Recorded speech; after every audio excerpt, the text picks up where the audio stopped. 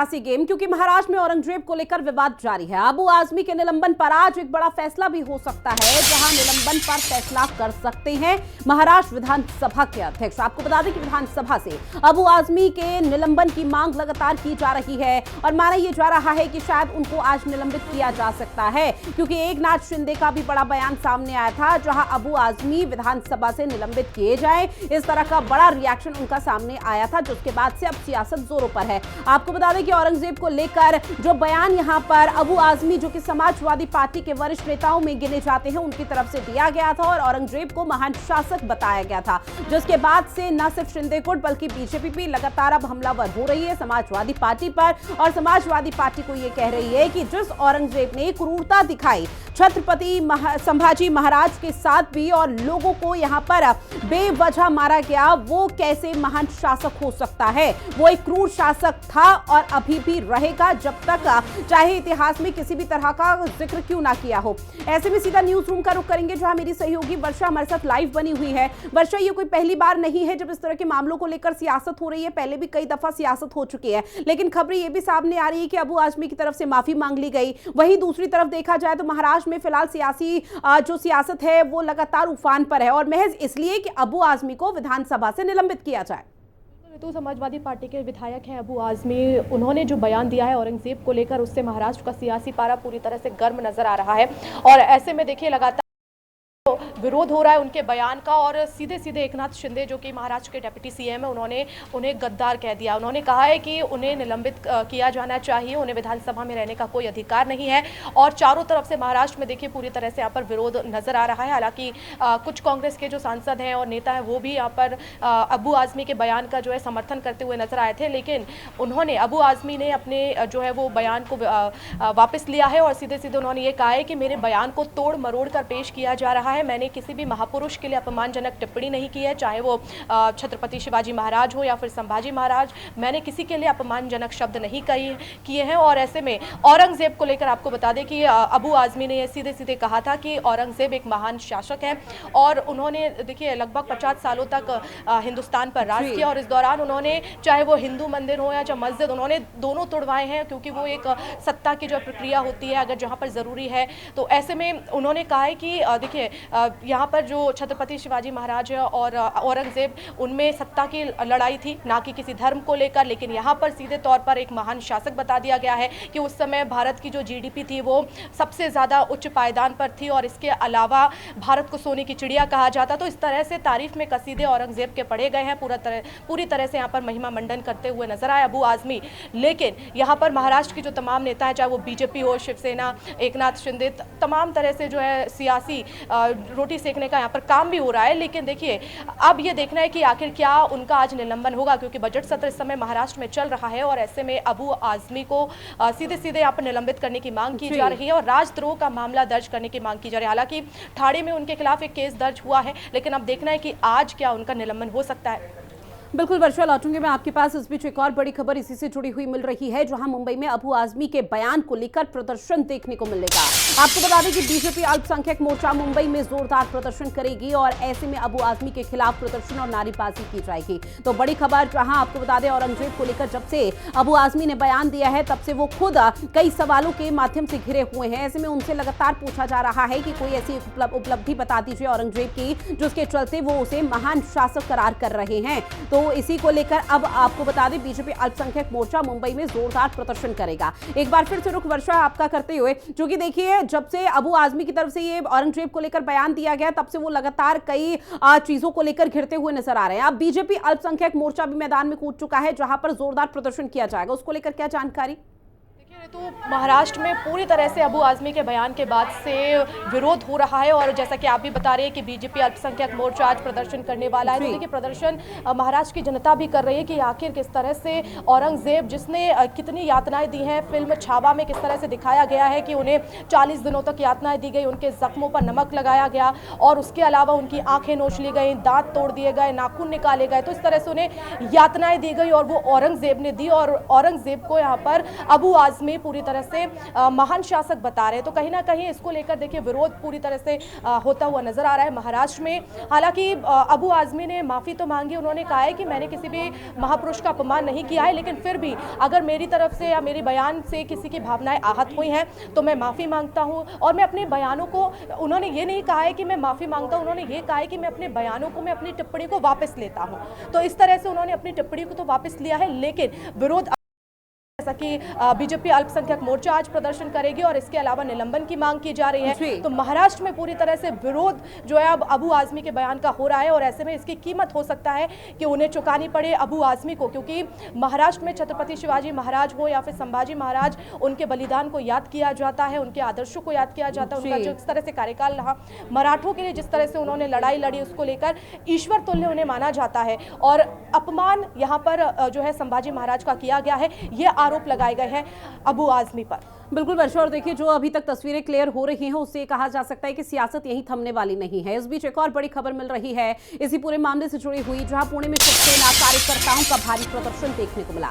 अबू आजमी के बयान का विरोध अभी भी जारी है और ऐसे में पुणे में शिवसेना कार्यकर्ता भी सड़कों पर उतर आए हैं, जहां पर अबू आजमी के खिलाफ नारेबाजी की जा रही है, अबू आजमी के बयान का विरोध किया जा रहा है। लगातार कई तरह की टीका टिप्पणियों का जो सिलसिला है वो इस वक्त देखने को मिल रहा है। तो बड़ी खबर, जहां पुणे में शिवसेना कार्यकर्ताओं ने पूरी तरह से मोर्चा संभाल लिया है, जहां भारी प्रदर्शन किया जा रहा है और ये तस्वीरें आपको दिखा रहे हैं, जहां शिवसेना के जो कार्यकर्ता है वो सड़कों पर उतरकर लगातार अबू आजमी के खिलाफ विरोध दर्ज करा रहे हैं।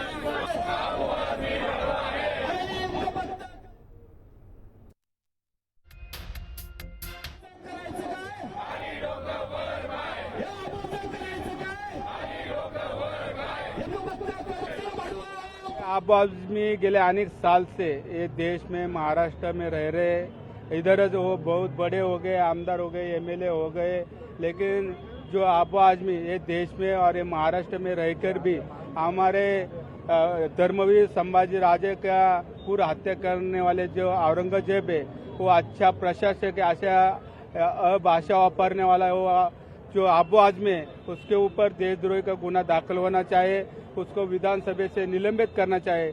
इसके वजह से हमने पूरा पुणे शहर की ओर से आज यहाँ पे आंदोलन किया है। और वर्षा देखिए, एक तरफ बीजेपी अल्पसंख्यक मोर्चा पूरी तरह से ये इस पूरे विरोध प्रदर्शन का आह्वान कर चुका है, तो वहीं दूसरी तरफ अब पुणे में शिवसेना कार्यकर्ता भी भारी नाराजगी दर्ज करा रहे हैं, सड़कों पर लगातार अबू आजमी के खिलाफ विरोध दर्ज कराते हुए नारेबाजी कर रहे हैं। लेकिन इसके इतर अगर समझने की कोशिश वर्षा की जाए, क्योंकि समाज हर कोई जानता है महाराष्ट्र में समाजवादी पार्टी का कोई बहुत बड़ा जनादेश नहीं है जो उसके बलबूते पर वो चाहे उछल रही हो, लेकिन क्या इसकी आग अब उत्तर प्रदेश में सुलगती हुई नजर आएगी, जहां पर आने वाले समय में बहुत कुछ ऐसी सियासी स्थितियां पैदा होने वाली है जिसमें समाजवादी पार्टी को बहुत बड़ा घाटा हो सकता है?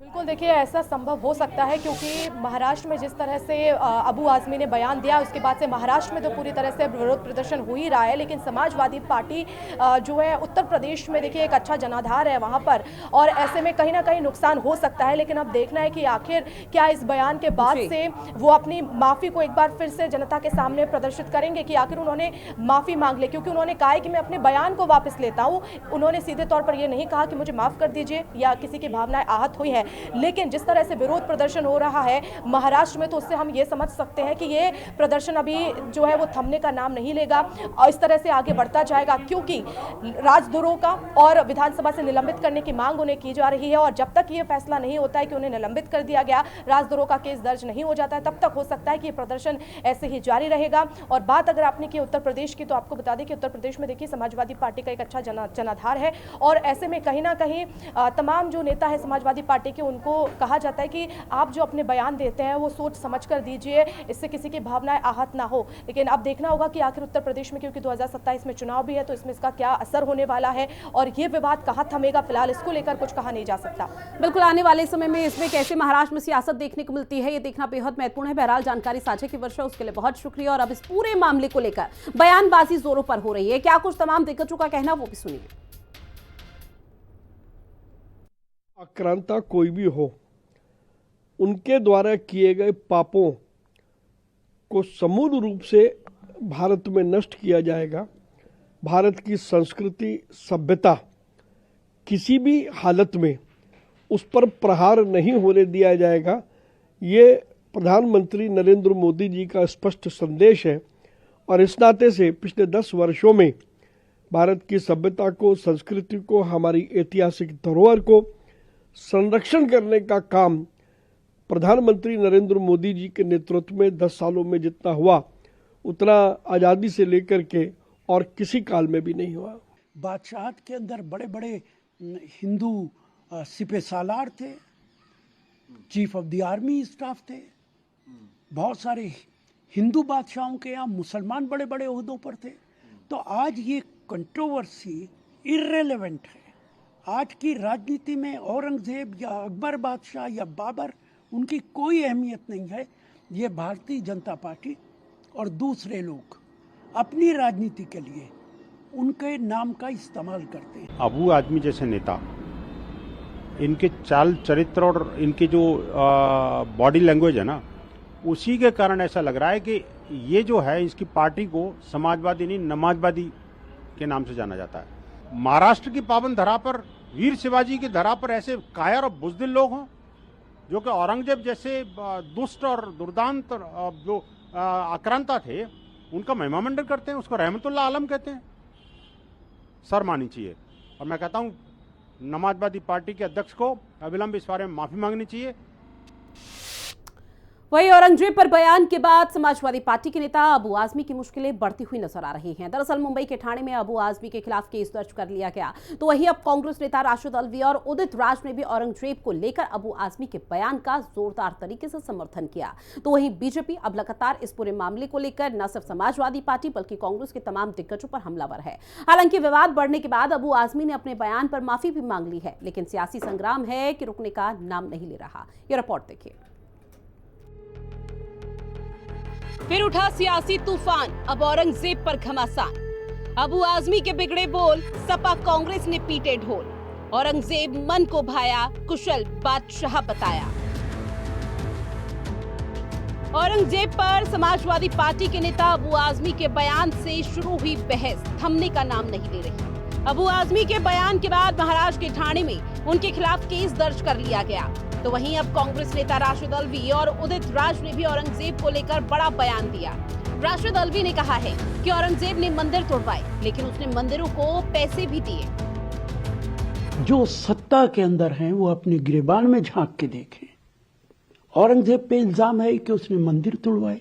उसने मंदिर तोड़वाए भी, उसने मंदिरों को जायदाद, जमीन और पैसे भी दिए। क्या बीजेपी की सरकार गुजरात के अंदर मंदिर नहीं तोड़वाए?